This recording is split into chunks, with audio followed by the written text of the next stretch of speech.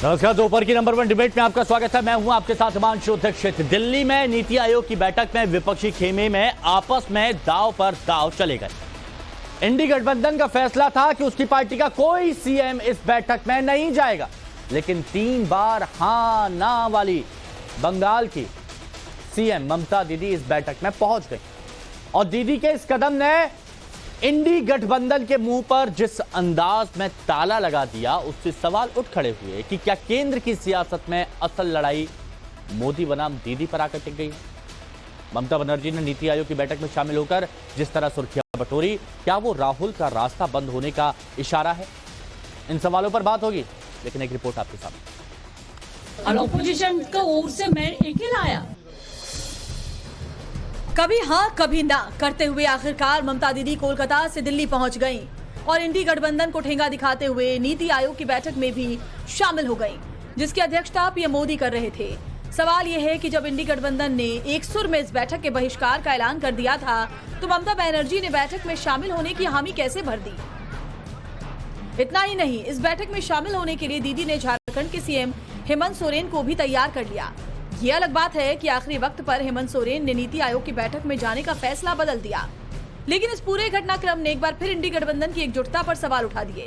सियासी गलियारों से लेकर जनता तक सीधा संदेश यही गया कि बात बात पर मोदी सरकार के गिरने की भविष्यवाणी का ढोल पीटने वाले इंडी गठबंधन में अंदर खाने बड़ी खींचतान है।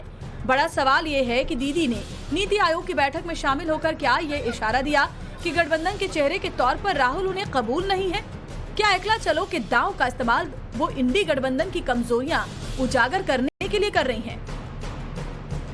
देखिए, नीति आयोग के आज के बैठक में इंडिया ग्रुप के मुख्यमंत्री नहीं जाएंगे, ये लगभग तय हो गया है, क्योंकि तमिलनाडु के मुख्यमंत्री स्टालिन साहब ने तो पहले कहा है कि हम नहीं जाएंगे।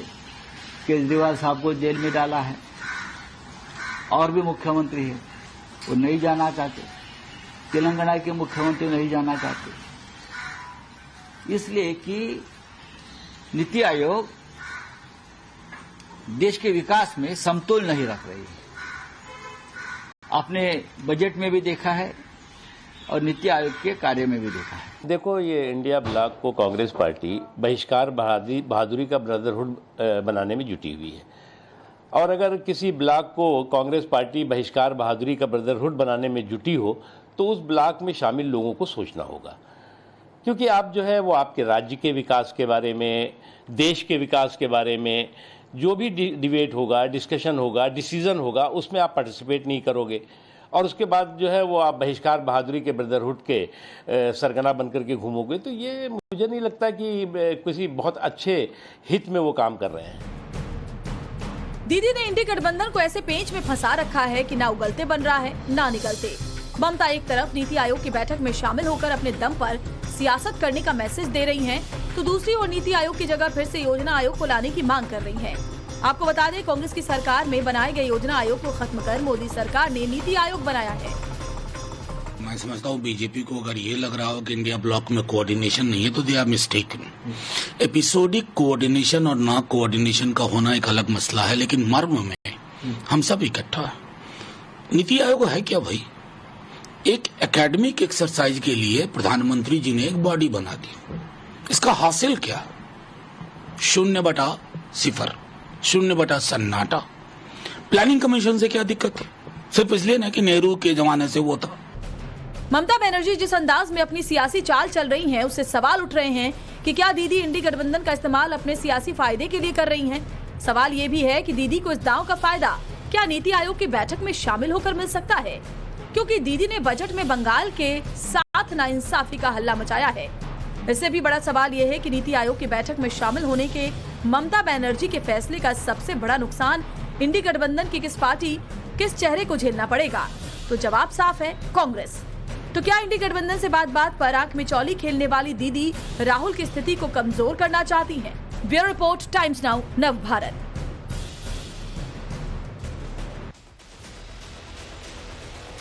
तो रिपोर्ट आपने देख ली। अब जो मेहमान हमारे साथ जुड़े हैं उनसे हम आपको मिलवाते हैं। राधिका खेड़ा जी बीजेपी प्रवक्ता हमारे साथ में जुड़ी हुई हैं, करण वर्मा जी राजनीतिक विश्लेषक है हमारे साथ में, डॉक्टर वरुण पुरोहित कांग्रेस की तरफ से हमारे साथ में, अशोक यादव जी समाजवादी पार्टी के प्रवक्ता हैं, और तौसीफ खान साहब राजनीतिक विश्लेषक हमारे साथ में जुड़े हैं। आप सभी का बहुत बहुत स्वागत है। करण भाई, आज मैं नहीं जाऊंगा बीजेपी के पास, नहीं जाऊंगा मैं समाजवादी पार्टी के पास, नहीं जाऊंगा कांग्रेस के पास, राजनीतिक विश्लेषक हैं तो जरा विश्लेषण करके बताइए कि ममता दीदी की तरफ से ये जो कदम उठाया गया ये क्या दर्शाता है कि गठबंधन में कांग्रेस की अगुवाई ममता दीदी को पसंद नहीं है, या फिर पीएम मोदी के मुकाबले ममता दीदी ने खुद को सबसे बड़ा विपक्षी चेहरा साबित करने की कोशिश की है? आपका विश्लेषण। देखिए हिमांशु जी, अगर हम ये कहें कि इंडी गठबंधन में सब एक तरफ हैं तो ये एक मजाक की बात होगी। 75 सीटों पे ये आपस में लड़कर यहां आए तो इनमें तलवारें खिंची हुई हैं पहले दिन से। चुनाव के दौरान भी ये साथ नहीं आ पाए, चाहे हम बंगाल की बात करें चाहे केरला की बात करें। और सबसे पहले अगर मैं कहीं कहूं जो गंदी एक राजनीतिक द्वेष की भावना स्टार्ट हुई थी तो वो केरला में हुई थी, जब कांग्रेस और लेफ्ट में लड़ाई स्टार्ट हुई थी। आज भी जब चुनाव खत्म भी हो गया तो चाहे वो स्पीकर के पद को लेकर के हो, उसमें आपस में इन लोग के अंदर सहमति नहीं थी, चाहे वो डिवीजन ऑफ वोट हो, चाहे वो डिप्टी स्पीकर की मांग हो, शरद पवार का अलग उस पे था, ममता जी का अलग था। और ममता जी तो बड़ा खुल करके अधीर रंजन चौधरी जो कि कांग्रेस के वेस्ट बंगाल के प्रेसिडेंट है उनके खिलाफ बोलती आई हैं। हाँ। आज भी ममता दीदी ने साफ साफ दिखा दिया कि भाई मैं अपने हिसाब से चलूंगी। वो गई इस मीटिंग के अंदर। तो इसलिए ये अब साफ साफ है। अखिलेश जी ने भी अभी कल परसों में चुटकी ले ली कांग्रेस पार्टी की। उन्होंने कह दिया जब कांग्रेस का रीजनल शक्तियों से सामना होता है तो कांग्रेस को मुंह की खानी पड़ती है। तो इसलिए ये हमें साफ पता है कि ये एक अपॉर्चुनिस्ट, जिसे कहते हैं अवसरवादी एक गठबंधन बना, जो कि भी बन नहीं पाया, 75 सीटों पे आपस में लड़ा। और आज ये धीरे धीरे बिखरते जा रहे हैं क्योंकि कोई एक आइडियोलॉजी नहीं है, बस बीजेपी और प्रधानमंत्री से नफरत, यही इनकी आइडियोलॉजी है। और जैसे जैसे मुद्दे आएंगे, मैं तो स्वागत करता हूं ममता दीदी वहां गई, वहां क्या हुआ उस पर एक अलग चर्चा हो सकती है, पर एटलीस्ट गई। जाना चाहिए था ना भाई नीति आयोग में। जब एक रीजनल ट्रस्ट देने के लिए, फेडरल स्ट्रक्चर को प्रमोट करने के लिए एक नीति आयोग बनी प्लानिंग कमीशन से हट करके, जिसमें कोई रीजनल एस्पिरेशंस नहीं एड्रेस होती थी, उसमें एटलीस्ट वो गई। ये अच्छा किया इन्होंने। हाँ, डॉक्टर वरुण पुरोहित जी। हिमांशु जी, देखिए हमारी जो लोकतांत्रिक व्यवस्था है, राजनीतिक व्यवस्था है, वो यूनिटरी फेडरल। ठीक है, ममता दीदी गई, उस पे इनको कैसा आश्चर्यचकित हो रहे हैं कि साहब इंडियन अलायंस जो है एक मिलिशिया फॉर्मेट में है। मैंने आपको कई बार कहा लोकतांत्रिक व्यवस्था है, उसमें मिलिशिया फॉर्मेट नहीं होता है कि एक ही तरीके से आदमी सोचता जाए। 10 पार्टियां 8 पार्टियां अपने अपने हिसाब से सोचती हैं, लेकिन जो नेशनल इश्यूज पे उस पे सब एक है, वो देखने को मिल रहा है। अभी अखिलेश जी की बात की, अभी कुछ दिन पहले अखिलेश जी की बात कर दी, अखिलेश जी राहुल के रास्ते में आ रहे, अब ममता दीदी राहुल के रास्ते में आ रहे, फिर कोई तीसरा। ये जो Bharatiya Janata party Modi centric party में अटल जी अडवाणी जी की बात कभी नहीं करता। ये चुनाव हारने के बाद भी इनको समझ में नहीं आ रहा है कि 240 सीट पे क्यों पहुंचे। एक बात अच्छी कही करण जी, हारने के विपक्ष, मैं बोल लूं बीच में, आपने बहुत अच्छी बात कही। बीजेपी हार गई सर। आपके प्रधानमंत्री कौन है इस समय प्रधानमंत्री? पॉइंट तो बातें तो ना करिए ना, उपहासजनक बातें। आपको नहीं समझ आता ना लोकतांत्रिक व्यवस्था। नहीं, आपने वरुण पुरोहित जी, आपने गलत बात कही कि चुनाव हारने के बाद, तो वहां पर उन्होंने करेक्शन किया, हारे नहीं जीते हैं सरकार में। मैंने इनकी कोई बात में करेक्शन नहीं किया ना, ये मेरे गुरु थोड़े, ये मेरे क्लास टीचर थोड़े। मैं जो मेरे को जो चीज अच्छी लगी, लेकिन गलत संदेश जाएगा ना। आपने कहा चुनाव हारने के बाद उन्होंने सुधार किया। कंटिन्यू करिए, कंटिन्यू इनके कहने से भी गलत जाएगा कि ममता दीदी आड़े आ रही है राहुल गांधी के, ये भी गलत संदेश है। फिर सबके अपने अपने व्यूज हैं, आप उसका सम्मान करिए। मैं तो नहीं बोला इनके शब्दों पे कुछ भी, मैं तो लेकिन ममता दीदी के क्लेवर से तो नजर आता है ना, वो अपने अपनी नजर है ना, कोई कैसे चश्मा लगाता है। आपकी नजर होगी, आप शायद नहीं समझ रहे होंगे क्योंकि आप कांग्रेस के हैं, लेकिन आपने देखा है कि कांग्रेस को लेकर क्या रवैया है ममता दीदी का। अखिलेश यादव तो साथ में गए थे बंगाल में, तब कांग्रेस पर कितनी कांग्रेस की फजीयत करी थी उन्होंने, सुना होगा आपने। हिमांशु जी, यहाँ जितने बैठे ना पैनलिस्ट, उनसे ज्यादा मेरा राजनीतिक अनुभव और उम्र है। हाँ। इसलिए मुझे कोई ना सिखाए कि आपको समझ नहीं आया होगा, ये समझ नहीं आया होगा। इसलिए मैं उसमें, करण जी ने एक बहुत बढ़िया बात कही कि चुनाव लड़ने से पहले विपक्ष अगर एक होता, मैंने कई बार कहा डिबेट्स में, 6 महीने में आप नोट कर लो, विपक्ष मजबूती से लड़ता, फिर 240 सीट भी नहीं आती। लेकिन विपक्ष मजबूती से नहीं लड़ पाया, इसलिए मोदी जी की 240 सीट आई। और आपको ध्यान होगा, उन्होंने पहले भी कहा था विपक्ष का ग्लैमर बना नहीं, मोदी जी का रहा नहीं। आज फिर कह रहा हूँ, इनका मोदी जी का क्रेज खत्म हो गया। लोगों के जो है मोदी जी की भावना पिछले 1 महीने से लोगों के फ्रस्ट्रेशन डेवलप होती जाए। ये तो टॉपिक है ही नहीं, डेवलप होती जाए। टॉपिक तो ये था ही नहीं। टॉपिक ममता दीदी का चल रहा था, क्या गठबंधन पे अपने आप को सबसे आगे रखना चाहती हैं वो, ये टॉपिक था। टॉपिक मैंने नहीं भटकाया ना, इन्होंने बीच बीच में बोल के भटकाया। मैं तो नहीं भटकाता हूँ किसी। आप जो कह रहे हो ममता दीदी, इंडिया अलायंस बिल्कुल एक है, कहीं भी अलग नहीं दिख रही, इनको अलग दिख रही है। ये क्यों परेशान, मैंने क्यों बात तो मुझे ये बता दीजिए ना, फिर मैं आगे बढ़ रहा हूँ। देखिए, मुझे फिर इसका जवाब दे दीजिए। जब सब लोगों ने बोला कि नहीं जाएंगे, फिर क्यों गई, ये मैं पूछना चाह रहा हूँ। बस सिंपल सा जवाब दे दीजिए, आगे बढ़ जाऊंगा। भाई मैंने आपको कहा ना, लोकतांत्रिक व्यवस्था है, उन्होंने सोचा होगा मैं जाऊंगी, फिर उनको नहीं बोलने दिया, बाहर आ गई। इसमें क्या बात है, कोई पुलिस या फॉर्मेट। ये भी तो पता चलता है कि इस लोकतांत्रिक व्यवस्था में आप लोग, एकजुटता का अभाव है आप लोगों में। अरे अगर भाई, एक लोग सब लोग एकजुटता फैसला को क्या लेते मानते हो आप? हैं। एकजुटता नहीं, एकजुटता से क्या मानते हो आप? एक ही शब्द बोलेंगी सारी पार्टियां, हाँ। एक ही लाइन पे चलेंगी, उनकी अलग अलग पार्टी नहीं है, अलग अलग रजिस्ट्रेशन नहीं है, गठबंधन का अलग मतलब क्या कार्यकर्ता होता नहीं है? है, अलग नीतियां नहीं है। तो गठबंधन का मतलब क्या होता है? नहीं तो फिर मोदी जी का गठबंधन नीतीश से मतलब क्या हो गया? अरे तो नीतीश वो कुमार तो वहां पर खिलाफ थे साथ में मोदी चल जी रहे के, हैं, वो तो बोल रहे हैं। खिलाफ नहीं थे क्या नीतीश कुमार मोदी जी के? हाँ। फिर कैसे आगे गुलाटी मार के? हाँ। वो गठबंधन सही है। अच्छा, तो मतलब और गुलाटी इंडिया यहाँ पर भी अलायंस मारी में- जा सकती है, आप वही कह रहे हैं? वो मैंने गुलाटी आपको मार के क्या आ गए कहा? तो आप लोग भी इधर मार सकते हैं, कोई दिक्कत नहीं है। नहीं नहीं, कोई गुलाटी नहीं मार रहा इंडिया अलायंस में, वो एक्सप्लेन करना चाह रहा हूं आपको। और अच्छा। ये जो मैं बीजेपी के हित की बात कह रहा हूं, ये जो पिछले 10 साल से नैरेटिव क्रिएट कर रहे हैं कि विपक्ष टूट जाएगा, विपक्ष ये हो जाएगा, 1 साल पहले जब इंडिया अलायंस बनने लगा जब से ये चर्चा कर रहे हैं, तो आज ठीक भी है।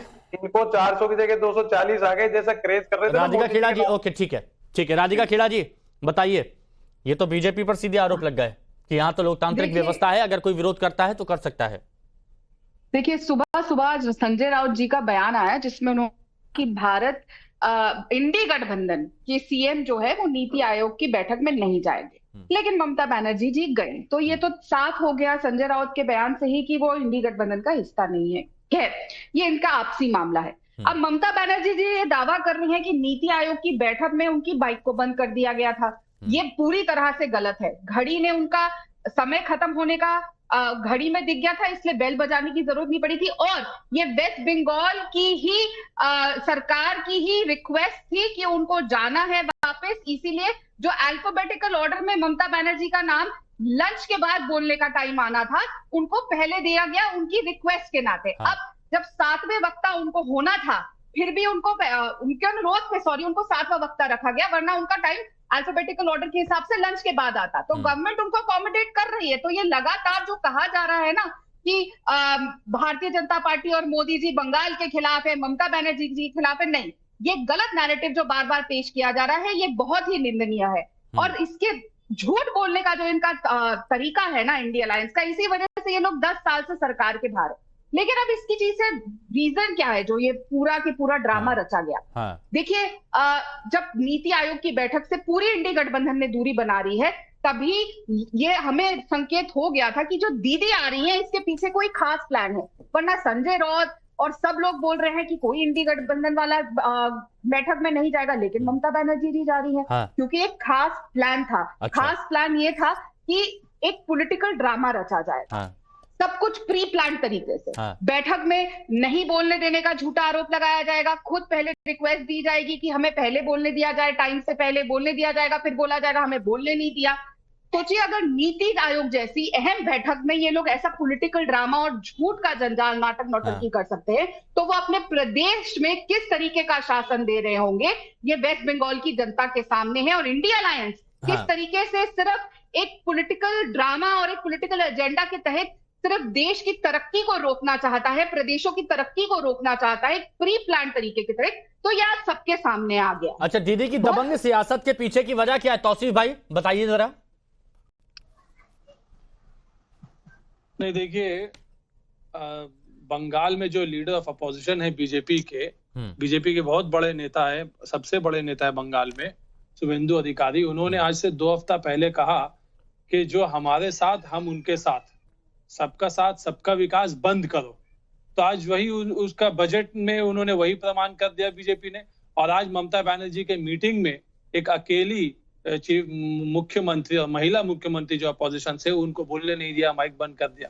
यानी कि जो एनडीए के सीएम चीफ मिनिस्टर है वो बोलेंगे नीति आयोग। तौसीफ भाई, इस पर पहले से बात हो गई, सुनिए ना। तौसीफ भाई, नहीं, कोई पहले से बात नहीं हुई। अच्छा, मेरे को एक बात सुनिए, मैं ये चाहता हूं कि ये बात थोड़ी स्पष्ट हो जाए। मैं उस बात को रिपीट करूंगा। तौसीफ भाई, मैं वो चाहता हूं ना, सुनिए ना, मैं चाहता हूं कि नीति आयोग में ममता को बोलने नहीं दे रहे, यहाँ आप मुझे नहीं बोलने देंगे। मैं कैसी बातें कर रहे हैं आप? मुझे नहीं बोलने देंगे क्या? तो क्यों बुलाया? तो फिर मेरी बात तो सुनिए। अरे तौसीफ भाई, अभी आप बीजेपी के प्रवक्ता को आपने इंटरप्ट नहीं किया, आप मुझे इंटरप्ट करने लगे। मेरी बात तो सुनिए आप। क्यों सुनो मेरी बात? आप मैं 2 मिनट अगर आप कहीं पर कोई बात ऐसी करेंगे जिस पर थोड़ा सा स्पष्ट जनता को समझना जरूरी है, तो क्या मैं आपको रोकूंगा नहीं? मेरी एक बात तो सुनिए। मूर्ख समझ लिया आप, मूर्ख समझते, जनता सब समझती है। अरे मैं आपको मूर्ख क्यों समझूंगा? आप अपने आप को क्यों बोल रहे हैं ऐसा?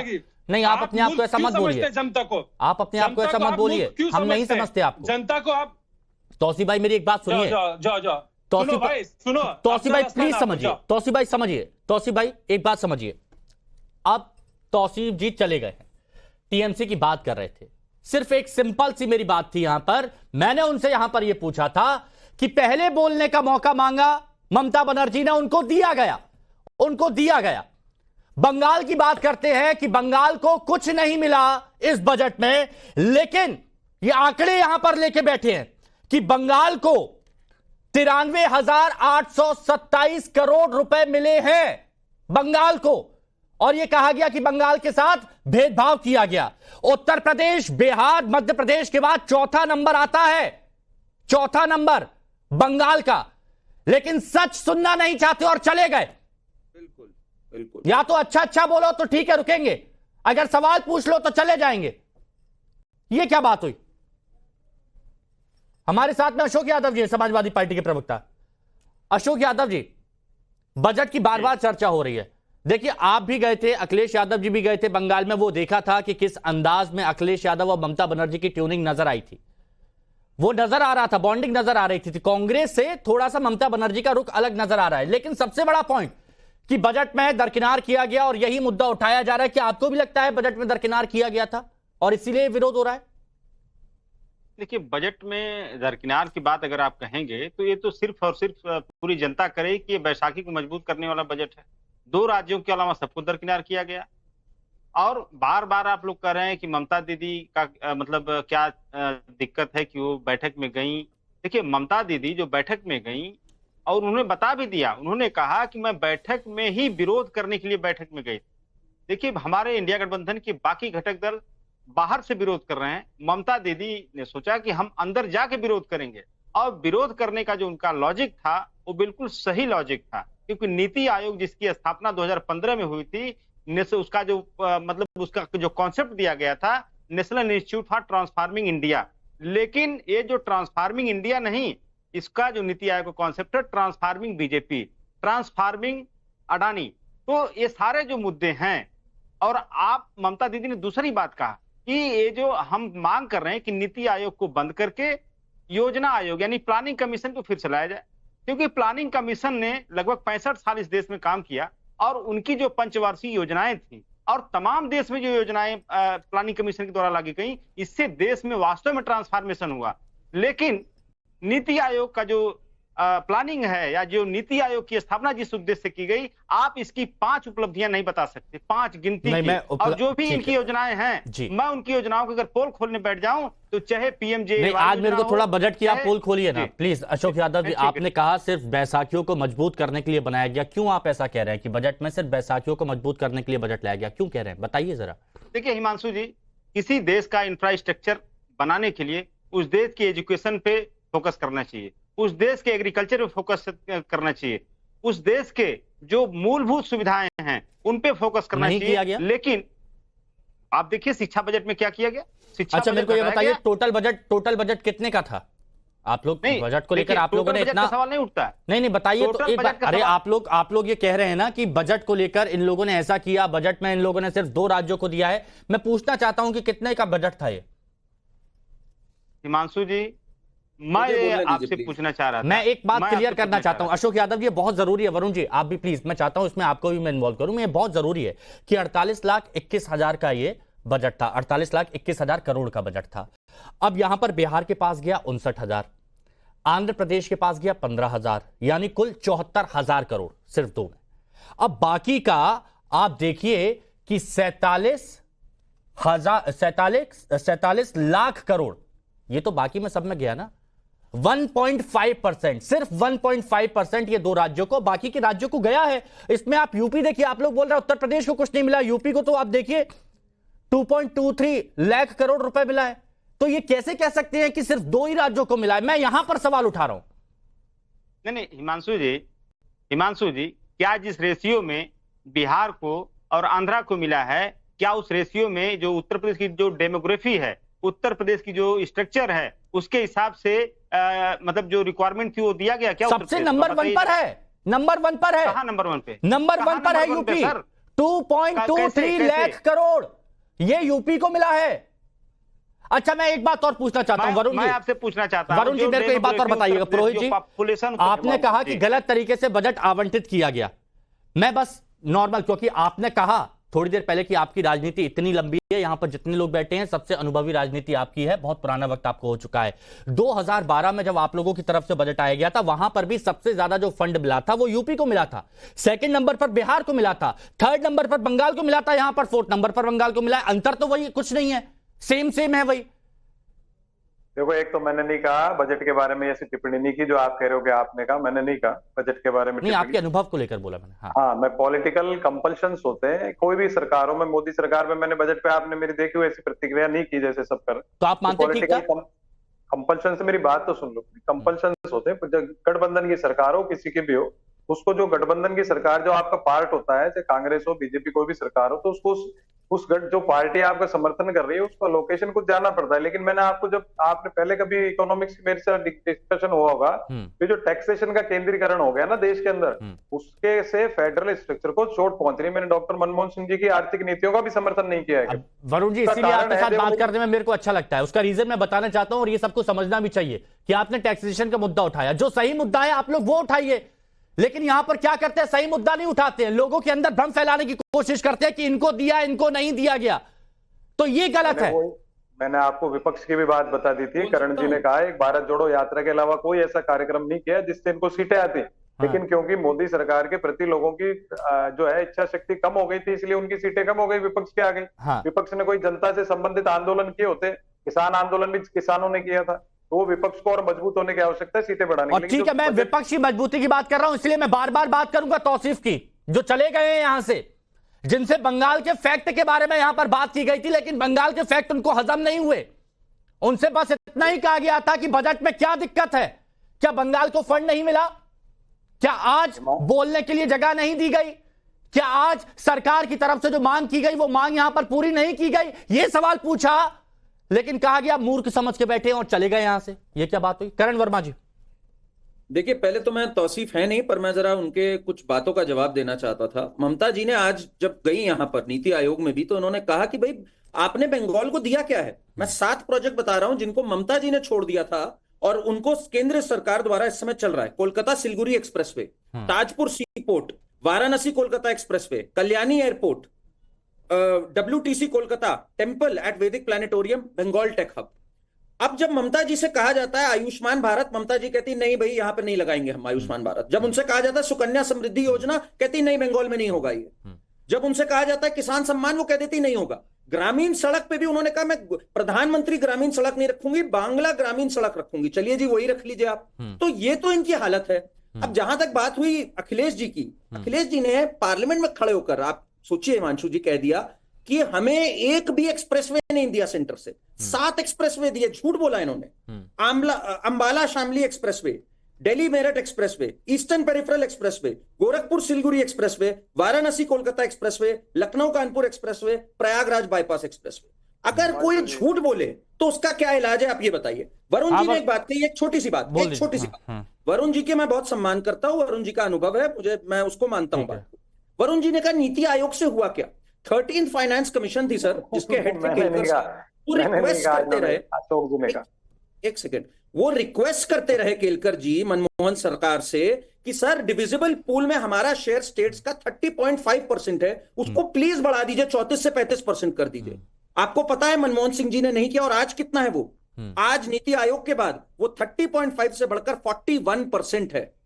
ये होता है फेडरल स्ट्रक्चर को इज्जत देना। नहीं तो राधिका जी, यही तो मेरा सवाल है कि जब ये फैक्ट सामने रखे गए, राधिका जी मेरा ये सवाल है कि जब फैक्ट सामने रखे गए, जब बताया गया कि बजट में सभी राज्यों को मिला है, अच्छा खासा मिला है, और कंपेयर भी कर लीजिए, अगर आपको यूपीए के बजट से कंपेयर करना है तो भी आपको स्पष्ट हो जाएगा, उसके बावजूद इस तरह की अग्रेसिव राजनीति, दबंग दीदी वाला ये जो चेहरा, ये कोशिश यहां पर की जा रही है, ये बताना क्या चाह रही हैं? मैं ये आपसे जानना चाहता हूं, क्या विपक्षी सबसे बड़ा चेहरा खुद को साबित करने की कोशिश है? देखिए, दबंग दीदी नहीं, नाटक नौटंकी दीदी है, और ये पूरा विपक्ष जो है सिर्फ देश की प्रगति के आड़े आ रहा है, देश को आगे बढ़ने में उनको तकलीफ है। ये समझते नहीं है क्या कि राहुल गांधी तो खुद कहते हैं कि India is a union of states, तो अगर उसी यूनियन ऑफ स्टेट्स में जहां जहां जो समस्याएं हैं, परिवार है, अगर आप मुझे बताइए, अगर किसी का परिवार है, परिवार में 10 मेंबर है, 10 मेंबर में से 2 के यहाँ तकलीफ है, तो जाहिर सी बात है उनकी मदद ज्यादा करी जाएगी, जो सक्षम है उनकी मदद कम करी जाएगी। अब ये कहते हैं कि हमने आंध्र प्रदेश को दे दिया, तेलंगाना को नहीं दिया। अरे तेलंगाना के पास अगर पैसे नहीं है तो आप मुफ्त की रेवड़ियां कहाँ से बांट रहे हैं? कर्नाटक को रेवड़ियां बांट बांट के आप कहाँ पे ले आए? इतनी बुरी हालत कर दी, ये सबने देख लिया। इनको प्रदेश चलाने आते नहीं, देश का बंटाधार इन्होंने 54 ईयर्स के शासन में किया, जिस वजह से हमारा देश कहीं पे भी नहीं था विश्व के पटल पर। आज हमारा देश विश्व के बड़े बड़े देशों के साथ को पीछे छोड़ चुका है, उनके साथ कंपैरिजन में है। विश्व नहीं, में वरुण जी ने इस मुद्दे पर सवाल नहीं उठाए थे कि किसको कितना फंड मिलना चाहिए, वरुण जी ने नहीं उठाए थे, लेकिन जो समाजवादी पार्टी के प्रवक्ता हैं उनकी तरफ से सवाल उठाए गए थे, तो उनका सवाल है। मैं वरुण जी प्लीज आता हूं, लेकिन ये बताइए समाजवादी पार्टी के प्रवक्ता जो है, मेरे पास ये सारे आंकड़े हैं कि किस राज्य को कितना। और मैं बोलना चाहूंगी एक चीज और, देखिए राहुल गांधी कहते हैं कि बिहार को कुछ भी नहीं दिया, इसलिए उनके सारा यूथ कांग्रेस से लेकर हर जना वहां प्रोटेस्ट करता है, फिर वो वीडियो शेयर करते हैं लाठीचार्ज के। इंडी गठबंधन के उनके भाई, उनके साथी उत्तर प्रदेश के अखिलेश यादव समाजवादी पार्टी के कहते हैं सब कुछ बिहार को दे दिया, उत्तर प्रदेश को कुछ नहीं दिया। तो पहले ये लोग आपस में तय कर ले इन्होंने लाइन क्या लेनी है। बिहार कांग्रेस के लोग कह रहे हैं कि बिहार को कुछ नहीं मिला, मजीरा बजा के वो तो वहां पर गाने गा रहे हैं, भजन गा रहे हैं, सब कुछ बिहार को मिला। तो ये जो बहुत अच्छी बात है, ये चीज सामने आ रही है क्योंकि देश की जनता देख रही है, और यही रीजन है। ठीक है, एक बड़ी खबर मैं बता देता हूं, फिर अशोक यादव जी इसका जवाब दीजिएगा। एक बड़ी खबर, नीति आयोग की बैठक में प्रधानमंत्री नरेंद्र मोदी ने कहा है कि 2047 तक, पीएम मोदी की तरफ से कहा गया है कि 2047 तक विकसित भारत बनाना हमारा लक्ष्य है। विकसित भारत हर भारतीय की महत्वाकांक्षा है। विकसित भारत में राज्यों की सक्रिय भूमिका और राज्य लक्ष्य पाने के लिए भूमिका निभा सकते हैं। अशोक यादव जी, ये पीएम मोदी की तरफ से कहा गया है। देखिए, वही मैं कह रहा था हिमांशु जी कि जो पंचवर्षीय योजनाएं जो प्लानिंग कमीशन के द्वारा बनाई जाती थी, 5 साल को टारगेट में रख के बनाई जाती थी, और उसके हर साल जो है उसका रिव्यू होता था कि कितना अचीव हुआ। लेकिन यहाँ पे सरकार 50 साल की योजना लेके चलेगी, 2047 की योजना लेके चल रही है। इनका ये मूल मुद्दा है कि हमें 2047 तक सत्ता में रखना जनता की मजबूरी है, नहीं तो देश विकसित नहीं बन पाएगा। नहीं, ये तो कह रहे हैं ना कि राज्य, जितने भी राज्य हैं वो लक्ष्य पाने के लिए भूमिका निभा सकते हैं। उनको भैया बजट भी दिया जा रहा है, सब सारी चीज दी जा रही है, लेकिन अब सियासत करनी है तो उसके बाद कैसे काम चलेगा? देखिए हिमांशु जी, आज नीति आयोग की गठन 2015 में हुआ था ना। मैं वही मेन मुद्दे पे, चूंकि आपने नीति आयोग पर बैठक मतलब डिबेट रखी थी, नीति आयोग की जो मेन योजनाएं थी हिमांशु जी, चाहे वो प्रधानमंत्री जन आरोग्य योजना हो, चाहे उज्ज्वला गैस योजना हो, चाहे जनधन मिशन हो, चाहे जो है उनका बैंक अकाउंट खोलने वाला योजना है। लेकिन इन योजनाओं में कोई एक योजना बताइए, नीति आयोग की रिपोर्टें हिमांशु जी मैं बताऊं झूठ का पुलिंदा साबित हो रही हैं। आप नीति आयोग की एक रिपोर्ट का मैं हवाला दे रहा हूं आपको, जिन्होंने कहा कि MPI multi dimensional poverty index में हमारी जो 25 करोड़ जनता को हम लोग गरीबी रेखा से बाहर निकाला, कोई मतलब 25.8 करोड़ लोगों को। तो आप ये बताइए, अगर 25 करोड़ लोग पॉवर्टी लाइन से ऊपर आए हिमांशु जी, तो इस देश की पर कैपिटा इनकम क्या 136 होनी चाहिए? अच्छा, तो मतलब एक बात यहां पर स्पष्ट कर दीजिए, ठीक है, तो एक बात क्लियर कर दीजिए, यानी बजट को लेकर भ्रम फैलाने की कोशिश की जा रही थी, मेन मुद्दा आपका नीति आयोग से है, ये स्पष्ट कर दीजिए। नहीं, देखिए दोनों मुद्दे हैं, आप दोनों मुद्दों को अलग नहीं कर सकते। बजट को लेकर के हम लोग भ्रम नहीं फैला रहे हैं, बिल्कुल सही बात बोल रहे हैं। आपके पास आंकड़ा है, आप आंकड़ा से देख लीजिए, क्या इस देश में एजुकेशन का बजट कम नहीं किया गया? आप कृषि का बजट नहीं घटाए, डिफेंस का बजट नहीं घटाए हैं। उत्तर प्रदेश में क्या उस रेशियो में मिला है पैसा जो बिहार में मिला है? उस रेशियो नहीं मिला भाई, रेशियो की बात कैसी बातें कर रहे हैं? ये सारी चीजें आपके सामने स्पष्ट हैं, सारी चीजें आप मानना नहीं चाह रहे हैं, समझना नहीं चाह रहे हैं, आप समझना नहीं चाह रहे हैं। वरुण पुरोहित जी, नीति आयोग से दिक्कत है, बजट से दिक्कत है, ये थोड़ा सा स्पष्ट कर दीजिए, क्योंकि आज नीति आयोग, अब शुरुआत का मुद्दा तो बजट से ही उठा ना, उसके बाद आज नीति आयोग का विरोध यहां पर किया जा रहा है। हिमांशु जी, 2-3 बातें अभी डिस्कशन में आई है। एक तो 54 साल से कांग्रेस ने क्या किया, 54 साल से कांग्रेस ने डेवलपमेंट नहीं किया होता, आज हम डिस्कशन नहीं कर रहे होते। इसलिए किसी भी पूर्ववर्ती सरकार को क्रिटिसाइज करना मैं अच्छा नहीं समझता हूँ। अटल जी सरकार को भी फिर अपन क्रिटिसाइज करें, गंदी बात मेरे को नहीं, सबका अपने अपने व्यूज है, देखो मैं इसको अच्छा नहीं समझता। जहां तक बात है शेयरिंग की बात है, वो शेयरिंग है ना, बिहार को ज्यादा मिला, दूसरे को कम मिला, उस पर वो नहीं है। एक्चुअली बात क्या है कि अब मैंने आपको जो बात की थी फेडरल स्ट्रक्चर, केंद्रीकरण हो गया टैक्स का, फेडरल स्ट्रक्चर को चोट पहुंचने की, वो इसलिए कही थी कि जैसे जिस राज्य से, अब क्या होगी नेक्स्ट स्टेप, कोई राज्य कहेगा हम तो ज्यादा रेवेन्यू दे रहे हैं, हमको कम क्यों अलोकेट किया?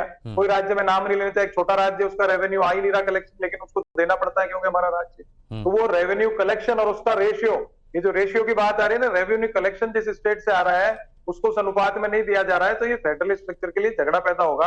इसको नहीं करना चाहिए, सब दलों को बैठ करके इसको अभी से सॉल्व करना चाहिए, इससे पहले कि देश भर में ये बात फैले और फिर उसके बाद हमारे खंड खंड विखंड होने लगे देश को। ये जो केंद्रीकरण हुआ है ना टैक्स का, इस पे मैंने जिस दिन जीएसटी लागू हुआ था उस दिन भी आप, मेरा जो फेसबुक है जिस पे मैंने लिखा था, आप देखना, ये फेडरल स्ट्रक्चर के लिए अंतिम कील साबित होगा। वो बात अलग है कि मनमोहन सरकार भी जीएसटी लाना चाहती थी, मोदी सरकार भी उसको लेके आई। तो केंद्रीकरण टैक्सेशन को हमको कहीं ना कहीं उसको थोड़ा सा वापस जो राज्यों के हक में विभक्त करना पड़ेगा, राज्यों के हाथ में कुछ करना पड़ेगा जैसे पहले हुआ करता था, नहीं तो दिक्कत होगी। क्योंकि जीएसटी से आपने कर दिया, अभी करण जी ने भी कहा बड़ी बड़ी योजनाएं देश में बिल्कुल सब राज्यों में लागू होती है, बड़ी बड़ी योजनाएं, क्योंकि केंद्र सरकार तो अपने केंद्रीय नहीं, आपका पॉइंट वैलिड है पुरोहित जी, आपका पॉइंट वैलिड है, लेकिन मेरे को ये तो बताइए कि ये ममता दीदी क्यों नहीं इस बात को समझ पा रही हैं, वो वहां पर जा रही हैं। मतलब अगर आप लोग कोई कदम उठा रहे हैं और कांग्रेस की अगुवाई अगर हो रही है, तो ये सवाल उठ रहे हैं, ये विश्लेषक जो हैं वो भी ये सवाल उठा रहे हैं कि कांग्रेस की अगुवाई ममता दीदी को पसंद नहीं आती, इसलिए एक कदम आगे रहकर सियासत करती हैं, राजनीति करती हैं। वो ऐसा नहीं है। ममता दीदी इंडियन यूथ कांग्रेस की महामंत्री रही, आनंद शर्मा जी अध्यक्ष थे जब, कांग्रेस बैकग्राउंड की वो बात अलग है, थोड़े रास्ते अलग हो गए, लेकिन कांग्रेस को कोसती बहुत है वो। एक छोटा सा बात, नहीं ऐसा नहीं। देखिए हर स्टेट में हर अपने हिसाब से अपनी राजनीति, मोदी जी अपने हिसाब से करते हैं, कांग्रेस अपने हिसाब से कर रही है, यहाँ जो सब बैठे हैं वो सब अपने हिसाब से कर रहे हैं, तो मैं उसको बुरा नहीं मान रहा हूँ, अपने हिसाब से। ये तो लोकतंत्र है, अगर एक फॉर्मेट में सारे लोग करने लग जाएंगे तो लोकतंत्र का रहा, वो तो चाइना की जैसे दूसरी जो कम्युनिस्ट पार्टी है उस हिसाब से चलने लग जाएगा, ऐसा नहीं है। भारत की बहुत खूबसूरती है। करण जी जवाब दीजिए, उसके बाद राधिका जी के पास आ रहा हूँ। जी वरुण जी, एक मुझे बस छोटी सी बात बताइए, जब पंचायत इलेक्शन हुए बंगाल में, आपके कार्यकर्ता उसमें मारे गए, इससे बड़ी बात नहीं हो सकती, मारे गए, जान से मारे गए, और उस पे जब अधीर रंजन चौधरी जी बैठे और उन्होंने कहा कि ममता दीदी एक डिक्टेटर हैं, तो उनको एक डांट पड़ती है खड़गे साहब से, और राहुल गांधी ममता दीदी से मिलते हैं और अपने कांग्रेस के कार्यकर्ताओं को छोड़ देते हैं कि भाई चलिए हो गया, बलिदान तो हो गया। क्या आपको ये सही लगता है? और ममता जी आज कहती है, एक सेकंड बात पूरी हो जाने दीजिए, ममता जी आज साफ कहती हैं कि अधीर रंजन चौधरी जो आपके बंगाल के प्रेसिडेंट हैं वो बीजेपी के एजेंट हैं, उनको तो हम कुछ समझते ही नहीं। क्या ये भाषा लोकतांत्रिक हो सकती है? इसके बाद कैसे तक कहा आपका कोलिशन है, जहां आपके आपके अध्यक्ष, प्रदेश अध्यक्ष के बारे में कोस की बातें कही जा रही है, और आपके प्रदेश अध्यक्ष कह रहे हैं ममता जी तो मुस्लिमों को लुभाती हैं और यही करती है, हिंदुओं को से द्वेष रखती है और मुस्लिमों को लुभाती है। ये उनकी स्टेटमेंट है अधीर रंजन चौधरी जी की। तो ये किस तरह का गठबंधन है आपका, ये मुझे बता दीजिए प्लीज। करण जी, जो इश्यूज आप उठा रहे हो वर्कर पॉलिटिक्स के उठा रहे हो, वो मैंने कई बार उठाया है कि वर्कर पॉलिटिक्स या वर्कर्स का से होता, आज कांग्रेस की स्थिति कोई कह पाता क्या 10 साल से? पुरोहित जी आप इतनी अच्छे तरीके से अपनी बात रखते, तो मेरे को ये बताइए कि आप जैसे लोग कांग्रेस को मजबूत करते हैं, कांग्रेस की भलाई चाहते हैं, लेकिन आप जैसे लोगों की बात क्यों नहीं सुनी जाती कांग्रेस में?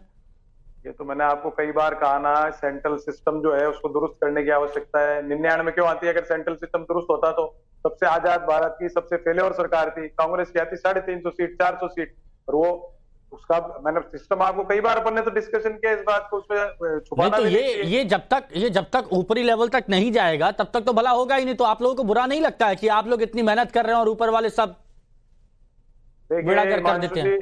सब अपना अपना कार्य कर रहे हैं, कोई उधर चला जाता है, हम लोग नहीं जाते कहीं इधर उधर। ये अपने अपने संस्कार, अपने अपना बैकग्राउंड है, मेरे इतने बैकग्राउंड है तो मैं नहीं दिशा बदलना चाहता। लेकिन देखिए वर्कर पॉलिटिक्स तो बीजेपी की भी खत्म हो गई पूरे देश के अंदर, जब से पूंजीवादी व्यवस्था आई है ना, वर्कर पॉलिटिक्स सब पार्टियों को समझ लेना चाहिए, वर्कर्स के से खत्म हो चुके हैं पार्टियों के अंदर। अगर वर्कर्स का से होता तो आज फ्रस्ट्रेशन बीजेपी में भी नहीं होता, दूसरी पार्टियों में। लेकिन वो मन की बात आपकी निकलती है, वो समझ में आता है, आपका दुख दर्द पीड़ा अब पता नहीं आला कमान तक क्यों नहीं पहुंचती, और अगर यही दुख दर्द पीड़ा आला कमान समझ ले तो कांग्रेस का उद्धार हो जाए और उसे कोई रोक नहीं सकता। ये बात सच्चाई है। राधिका खेड़ा जी, जिस तरह से वर्चस्व की एक लड़ाई चल रही है गठबंधन में, चेहरा अपना आगे करने की एक कोशिश की जा रही है, मेरे को एक बात बताइए, बीजेपी किसको मुख्य मुकाबला मानती है? राहुल गांधी को, अखिलेश यादव जी को, या ममता बनर्जी को? ये अरे झूठों की फौज में से एक झूठों का सरताज बनेगा, उसमें हम क्यों मुकाबला मानेंगे? हम क्यों उन लोगों से अपना मुकाबला रखें जो, मैं फिर रिपीट करूंगी, 54 इयर्स देश को पीछे लेकर गई। जो एक भ्रम फैलाया गया कि डॉक्टर मनमोहन सिंह जी की सरकार, कांग्रेस यूपीए की सरकार इतनी आगे चल रही थी, पर सच्चाई यह है यूपीए के दौरान भारत वास्तव में बाकी डेवलपिंग नेशंस की तुलना में बहुत गरीब हो गया था। और आज क्या है, मोदी जी के नेतृत्व में भारत कहां पहुंचा है? हमारी GDP ranking top 5 in the world है, 5th नंबर पे है। कहां से कहां राधिका जी, ये तो दिखा है, ये ठीक है, ये आंकड़े जनता के सामने और यही आंकड़े मैंने जब रखने की कोशिश की तो तौसीफ भाई चले गए सामने, इसलिए बार बार हम लोग सरकार बना रहे हैं। और मैं एक बार फिर कह रहा हूं ये बात, और ये बात तौसीफ जी को सुनना चाहिए कि जब सही आंकड़े यहां पर रखे गए तो तौसीफ खान यहां से चले गए, सुन नहीं पाए। लेकिन मेरे को ये बताइए राधिका जी, इसका जवाब दीजिए कि राहुल गांधी, ममता बनर्जी, अखिलेश यादव, एक बड़ा चेहरा आप किसको मानते हैं गठबंधन में अगर मुकाबला? मैंने जैसा आपको कहा कि झूठों का सरताज किसी को भी बना दे, किसी झूठे आदमी से या किसी झूठे नेता से हम लोग अपना कंपैरिजन क्यों करेंगे? अगर हमारा कंपटीशन होगा तो उन लोगों से होगा जो सत्य बोलते हैं, उन लोगों से होगा जो देश की प्रगति में योगदान देते हैं, जो देश के लिए तो किसको अच्छा मानते हैं कंपटीशन? आप झूठों और चोरों से, झूठों और चोरों तो किसको मानते हैं ये बताइए ना, किसको मानते हैं? हमारा मुकाबला किसी से नहीं है, इसीलिए लगातार हम बार बार सरकार बना रहे हैं और इसीलिए लगातार कांग्रेस और जवाहरलाल नेहरू जी के रिकॉर्ड टूट रहे हैं, इसीलिए लगातार ऐसी बहुमत आ रही है कि कांग्रेस पार्टी 99 पे ऑल आउट हो जाती है। नहीं, लेकिन इस बार बहुमत से दूर रहेगा तो ये भी सोचना होगा, है ना? ये भी सोचना होगा कि देखिए पूरी की पूरा इंडी गठबंधन एक हो गया, फिर भी सिर्फ भारतीय जनता पार्टी के आंकड़े पे नहीं पहुंच पाया। चलिए ठीक है, इस बात का लेकिन आज ये एक बात फिर से कही जाएगी कि जब आंकड़े दिखाए गए तो तौसीफ खान चले गए और उनको सोचना चाहिए कि अगर हकीकत से सामना होता है तो उस हकीकत को एक्सेप्ट किया जाता है, उससे भागा नहीं जाता है जो तौसीफ खान यहां पर करके गए।